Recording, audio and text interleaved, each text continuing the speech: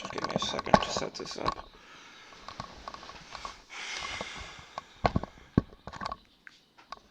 Alright, so this should be doing fine now. So before I get into the video, sorry it's been 2 weeks, I don't really give a shit. I've had shit to do.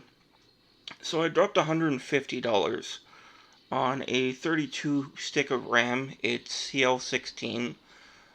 Because the thing with Ryzen is you kind of want low latency memory just to add a little performance.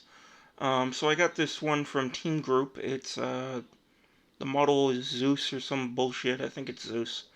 But if I go into my terminal and I do this command here, give me a second.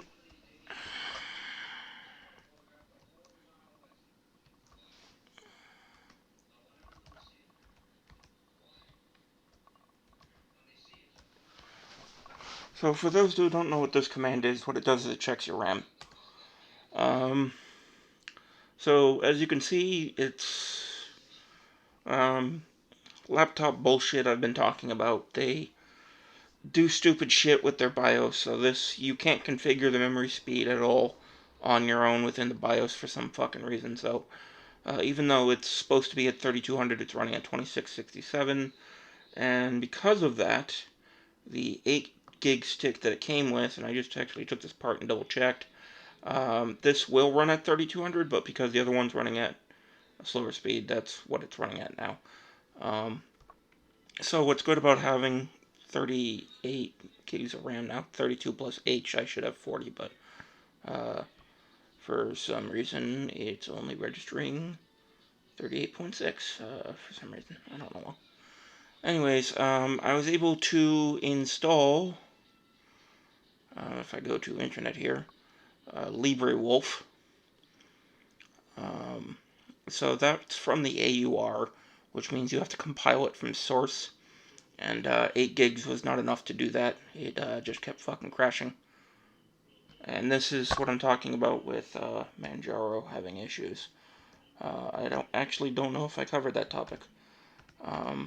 But yeah, I've been having minor issues like this with Manjaro. So I'm probably not going to keep Manjaro for much longer. As you can see, I was looking at other distros again. I've only been running this for 2 weeks, and I want off Manjaro. Manjaro has a great package manager, don't get me wrong. The package is really good. And it is a great distro. I mean, it's almost everything I'm looking for in a distro. But I would very much not like to have, like, for example, GNOME boxes should be here, but even though I reinstalled it, it's not showing up in the menu anymore.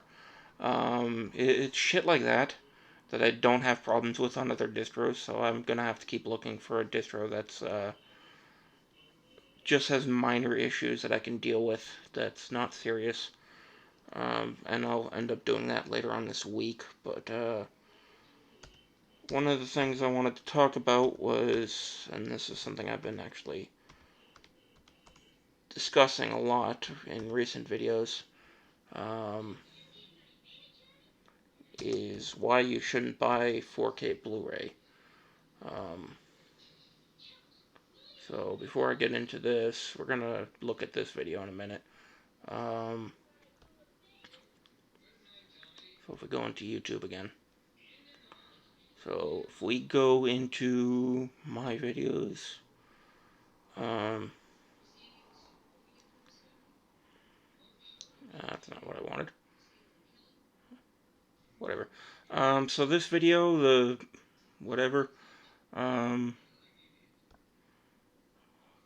not exactly the view I wanted to look at here.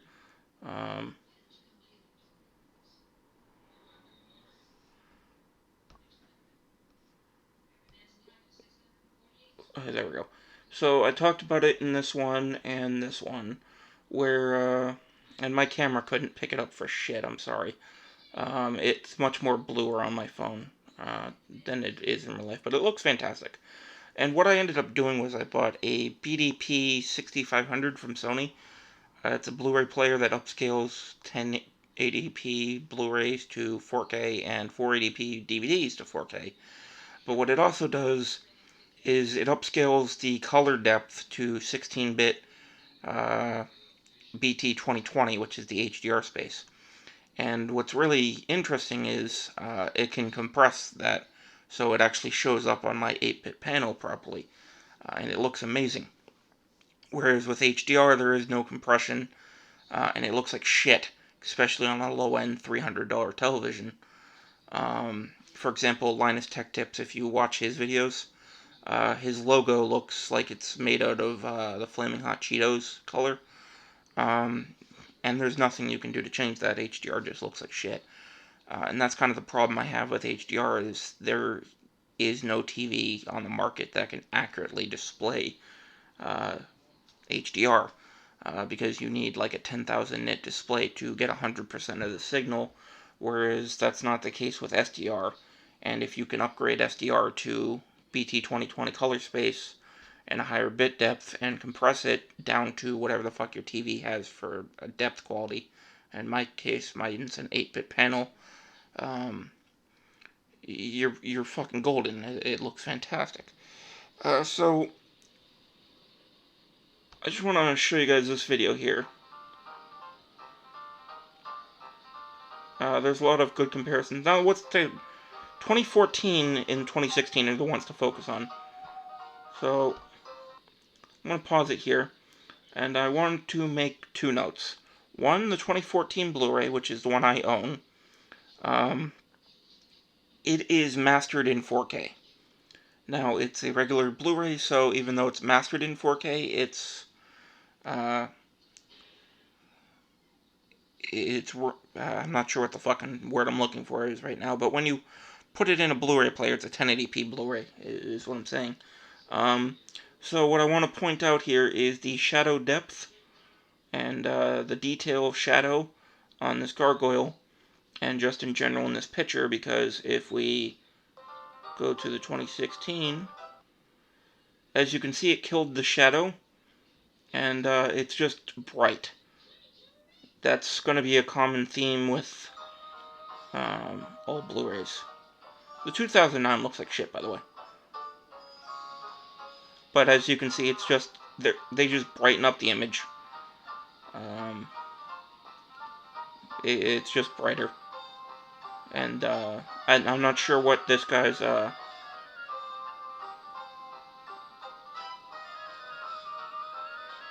the 2014 looks fine here. Looks a little better, maybe. But, the 2014 looks fine, and it's mastered in 4K is basically it. And if you go to this Blu-ray comparisons here, there's a lot of... Please stop autoplaying. They do a lot of these, and what you'll notice is on the 4K versions, now I'm not sure again what the setup here is, but I am pretty sure, because all 4K Blu-rays have at least HDR10, that HDR is playing a part of it. And the problem with HDR10 is it doesn't go frame by frame. It takes the entire movie and does it that way, whereas Dolby Vision goes frame by frame. So Dolby Vision is the better technology. The problem with Dolby Vision is it's 12-bit technology. There's no compression. There's, besides Samsung's fucking wall and some projectors, you're not getting 12-bit fucking bit depth on your display. So that's getting cut down to 10 bits or 8 bits, depending on what your display is. And then there's the fact that, again, to get 100% of the signal, you need a 10,000 nit display. But the thing is, 4K Blu-rays, they cost a lot more money than a regular Blu-ray. They cost more than DVDs, for sure. And as I've shown before, if you buy a good upscaler, DVDs and Blu-rays are just fine. You're going to save money. And it's actually going to look better, because, as I just showed you with Ghostbusters, for example, the 4K just... Yeah, the night scenes look good, but the day scenes just look way too fucking bright. You lose a lot of shadow detail, and it looks like shit, honestly. I'm not sure how it would look with HDR off, but overall, I just don't uh, agree with 4K Blu-ray needing to be a thing.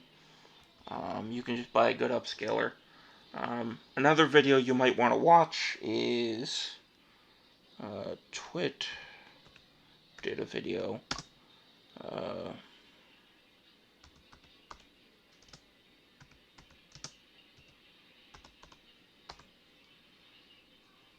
so this video here, can SDR perform better than HDR by Twit? They did a great job. Actually, they got Joe Kane, who is a director, I believe. If we look up his name. Joe Kane is The Great Train Robbery. So, yeah. He's a pretty good director, apparently, based on IMDb here. He's done some old-timey films from the look of it. I don't know if he's done anything fucking recent, but